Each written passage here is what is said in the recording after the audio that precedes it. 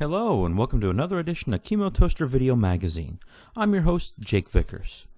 In this edition, we're going to cover a question that I've been asked once or twice over the last couple weeks, usually off the list, and that has to do with using scripts on your server and allowing those scripts to send emails to outside locations.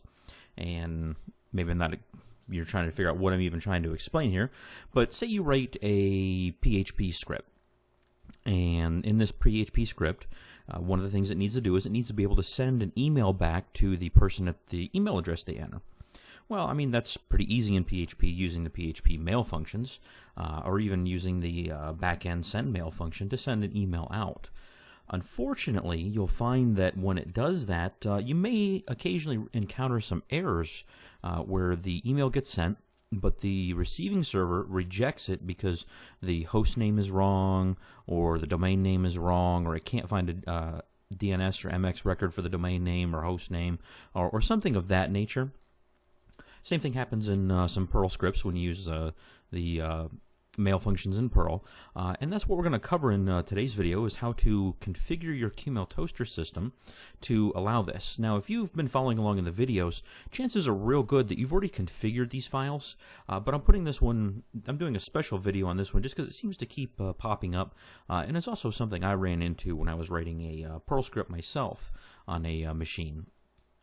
And in that particular instance, I used my ISO, and what happens is in the ISO, it does not know your host name when it initially formats and installs the machine. It gleans that information later on once you enter it, but unfortunately that's after the Qmail configuration scripts have run, and there's just really not a way around that, unfortunately. So the Qmail installation scripts do what we call a best guess method.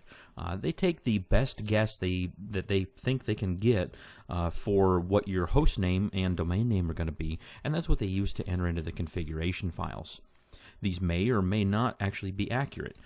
In the case that they're not accurate, that's why we're doing this video here, to show you how to go in and adjust these files and allow your PHP scripts or Perl scripts to work correctly. So now that we've given you a little bit of a background, let's go ahead and move right on into it. The first thing we're going to do is we're going to get logged into our server. And the server I happen to be using is the same one that I've been using throughout all the videos. So if you've been following through the videos, you ought to be right here with us. And now, I know in one of the previous videos I did cover, at least I'm pretty sure in one of the previous videos, I did cover what control files to modify.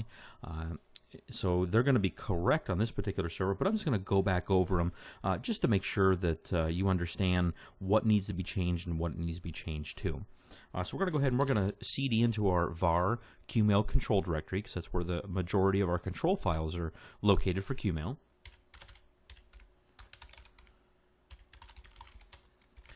And we'll get a direct relation there, and you can see there's quite a few different control files in there. Now, the three that we're going to the three that we're going to work with are the me file, default host, and default domain. Now, we're going to see what the contents of the me file are now, just to make sure it's correct. And we got mail.example.com, and that's perfectly fine. The me file is used for a lot of different portions of Qmail, where the SMTP transaction needs to know the machine name.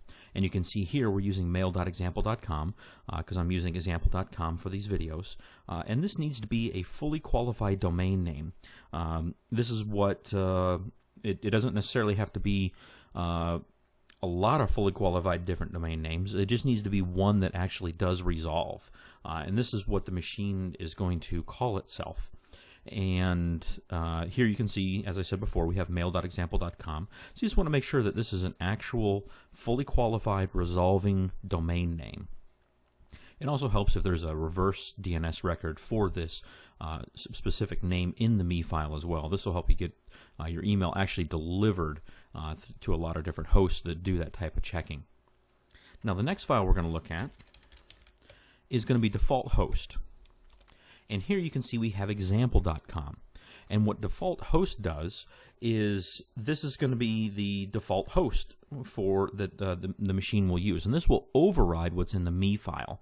And that's particularly important because you see here we're not using the host name of mail. We're using just the fully qualified domain name of example.com. So you need to go ahead and set this for whatever like your PHP script, whatever email it's sending out, what you want the domain name to be needs to be in this file. So if you want all of your emails in your PHP script to be from something like no reply at example.com, then you need to put example.com here. If you want it to be from Bob at phishingstuff.com, then you would put phishingstuff.com here. And lastly, the last file we're going to look at is going to be our default host file. And here you can see, because we configured it in one of the previous videos, we're using example.com here. And this really needs to match your actually, we did look at default host. I'm sorry. We need to look at default domain. And here you can see we have example.com. Sorry about that. And what default domain is when your Perl script or your PHP script or whatever script you happen to be writing sends an email out, if it does not specifically add the domain name to the email address, this is what's going to get substituted in. And you want to make sure that this, once again, is a fully qualified domain name. Doesn't necessarily have to be a host name, just a domain name. And I really recommend that you have it match your default host file. This way, when a PHP, well, I'm just going to use PHP because that's what I happen to have been writing in the last week. When a PHP script sends an email, if it doesn't use, if for some reason it's not sending a fully, a real full email address, say we'll say no reply at example.com, it's only sending the email out as no reply. What will happen is, since there is no @ symbol, the default domain will get appended. So if the PHP script sends as no reply, the Qmail server is automatically going to append at example.com to no reply. And that's because that's what you're defining here in your default domain.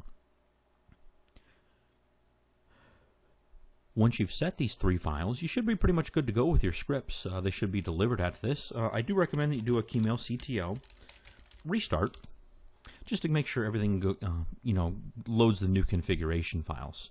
And once this is done, your scripts should be able to send emails out, and what is ever in default domain will get appended to the email address. That way your scripts will finally get a full email address to send emails from, and the recipient server should accept them because, well, you're actually getting a real email address. And you just want to go back through and double check and make sure that whatever you have in these 3 files, the me file, default host, and default domain, actually do resolve. They are in DNS. They do have A records. And for the me file, I really recommend that also resolves in reverse DNS. That'll save you a lot of heartaches in getting slapped with spam filters. And that's going to conclude this video. After you've configured these 3 files, you should be able to write your PHP scripts or Perl scripts or whatever kind of scripts you want to write. Python, that'd be an interesting one to write. And the email should actually get delivered because it'll be using a full email address. We thank you for watching, and we look forward to seeing you next week.